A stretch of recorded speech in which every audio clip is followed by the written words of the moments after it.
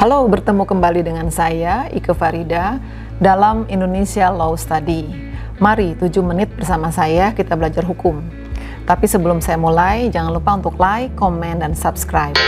Dalam episode kali ini, saya ingin membahas mengenai saham. Saham yang dimaksud di sini adalah saham bagi perusahaan yang sudah terbuka, yang saham-sahamnya bisa dibeli di Bursa Efek Indonesia. Saham itu apa ya? Saham itu tanda penyertaan atau kepemilikan dari seseorang terhadap sebuah badan hukum, suatu perusahaan ya. Jenisnya ada yang preferen, ada yang biasa. Nah, tapi dalam kali ini karena kita membahas mengenai saham yang diperjualbelikan di Bursa Efek, maka kita membahas mengenai bagaimana cara membeli saham. Siapa sih yang bisa beli saham? Memang harus punya uang berapa sih untuk membeli saham gitu ya. Keuntungannya apa saja? Keuntungan beli saham itu adalah satu, kita bisa dapat dividen. Yang kedua, kita bisa dapat capital gain. Kerugiannya apa? Ya sama dengan keuntungan. Kerugiannya ketika harganya terlalu turun jatuh, kemudian kita belum bergerak, kita belum mengambil aksi, kita ada kemungkinan kita bukannya ada capital gain, tapi kemudian capital loss yang terjadi ya. Berapa banyak sih harus membeli saham? Uangnya ada berapa sih? Uang saya cuma 5 juta, apa bisa ya saya beli saham? Jawabannya bisa. Bahkan 3 juta rupiah pun kita bisa beli saham. Salah satu yang harus difahami adalah ketika membeli saham, itu minimum yang harus dibeli adalah 1 lot. 1 lot itu artinya 100 buah saham atau banyak orang bilang 100 lembar saham, yang mana saja betul. Di Bursa Efek Indonesia ada 633 perusahaan yang sudah terbuka dan terdaftar di sana yang bisa kita beli saham-sahamnya. Itu dari mulai yang blue chip itu adalah saham-saham unggulan. Banyak contohnya ya, misalnya saham bank-bank yang kelas atas, atau kemudian perusahaan-perusahaan yang sudah cukup ternama gitu, bisa dicek di internet maupun di surat kabar dan media sosial lainnya. Bagaimana cara membeli saham? Ada 2 cara, yaitu kita bisa beli secara online, kita juga bisa membeli. Kalau modalnya cukup besar, kita bisa meminta bantuan dari perusahaan sekuritas. Cara memilih perusahaan sekuritas, pertama dicek dulu, kita pelajari dengan baik perusahaan sekuritas yang pernah ditegur oleh Bapepam. Dulu namanya Bapepam, sekarang namanya OJK atau Otoritas Jasa Keuangan. Pernah nggak nih perusahaan sekuritas ini ditegur atau mendapatkan warning misalnya? Nah, bagaimana dengan kinerjanya dia, bagus tidak gitu? Itu harus dicek ya. Jadi perusahaan sekuritas itu ada banyak sekali. Hati-hati memilih. Bukan berarti yang kecil tidak bagus, bukan berarti yang besar selalu bagus, tidak. Itu yang pertama. Kemudian yang kedua, kalau misalnya membeli secara online maupun membeli secara melalui perusahaan sekuritas, cara yang pertama adalah kita harus mengkontak perusahaan sekuritas sama-sama. Mau modal kita, kalau modal kita cukup tinggi, cukup besar, sampai dengan miliaran, itu saya sarankan untuk membeli melalui perusahaan sekuritas. Tapi kalau kita masih mau belajar, saya sarankan tidak dalam jumlah yang besar. Dan saya sarankan kita belajar dulu melalui online. Nah, setelah memilih perusahaan sekuritas, kita kontak, kemudian kita sampaikan bahwa kita ingin membeli saham. Mereka akan menyiapkan formulir, kita isi, kita lengkapi dengan surat-surat yang dibutuhkan, kemudian kita akan membuka namanya rekening dana nasabah. Terus kemudian mereka akan memberitahu, ini loh bank kastodiannya, jadi di banknya di mana yang kita harus buka rekening.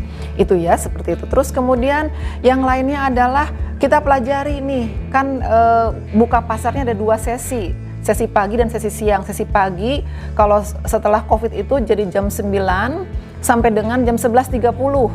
Kalau dulu sampai dengan jam 12. Nah, kita nggak tahu nih nanti ada perubahan lagi atau tidak. Nah, sesi kedua, sesi siang itu dari mulai jam 1.30 sampai jam 3, kurang lebih sekitar jam 3 setelah pasca COVID ini ya. Nah, di sesi pertama dilihat itu biasanya di dalam handphone atau kita lihat di dalam internet pun kita bisa lihat bahwa oh ini ada yang saham-saham terbaik, saham-saham ini segala macam. Nah, jangan lupa juga kita harus juga pelajari emiten-emiten tersebut, saham yang mau dibeli yang mana. Setelah kita pelajari baru kita berusaha untuk membeli. Kita lihat, kita beli, terus kemudian biasanya itu kan dilakukan secara otomatis oleh mereka, nanti dana kita jadi berkurang, dana kita jadi bertambah. Untuk pembelian dan juga penjualan itu kurang lebih sama. Kita lihat nih, ketika harganya turun, kita lihat ada grafik di setiap emiten. Emiten itu adalah perusahaan yang terbuka, itu yang sahamnya bisa kita beli. Nah, kita lihat grafiknya, ketika grafiknya turun, oh ini harganya sedang turun. Bisa juga kita diskusi dengan dengan perusahaan sekuritasnya, dengan brokernya, ini lagi turun atau lagi bagus gitu. Nah, kita beli ketika turun, kemudian kita jual ketika harganya tinggi. Terus kemudian cara menjualnya juga sama. Jadi ketika harga sedang tinggi, itu kita waktunya untuk menjual. Nah, saya ada beberapa tips ya, karena waktunya cukup singkat, saya ada beberapa tips untuk siapapun juga yang ingin mencoba. Yang pertama adalah harus rajin membuka berita, membaca berita. Apakah itu di surat kabar atau online, membaca berita, jangan lupa.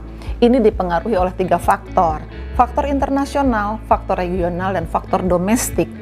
Jadi kita harus tahu juga Amerika, ada apa dengan Amerika, harus tahu juga regional di Asia seperti apa, di domestik seperti apa.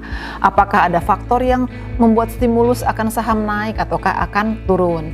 Yang kedua, selain rajin membaca berita, terus kemudian ketika harga kita sudah terlanjur beli, ternyata turun, kita jangan panik. Karena orang yang panik nanti malah tidak konsentrasi, tapi biarkanlah dulu, dan kalau kita punya cukup dana, ketika turun kita beli lagi sebagian secara bertahap.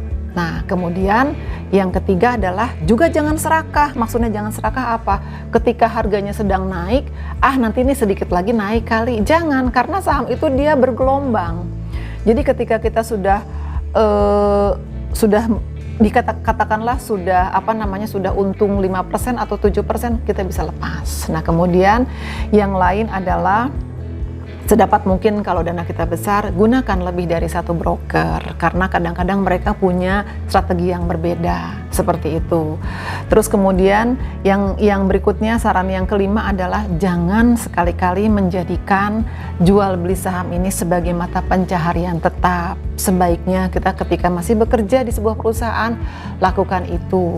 Tapi kemudian ketika kita sedang tidak bekerja, ini juga bisa dijadikan sebagai sambilan.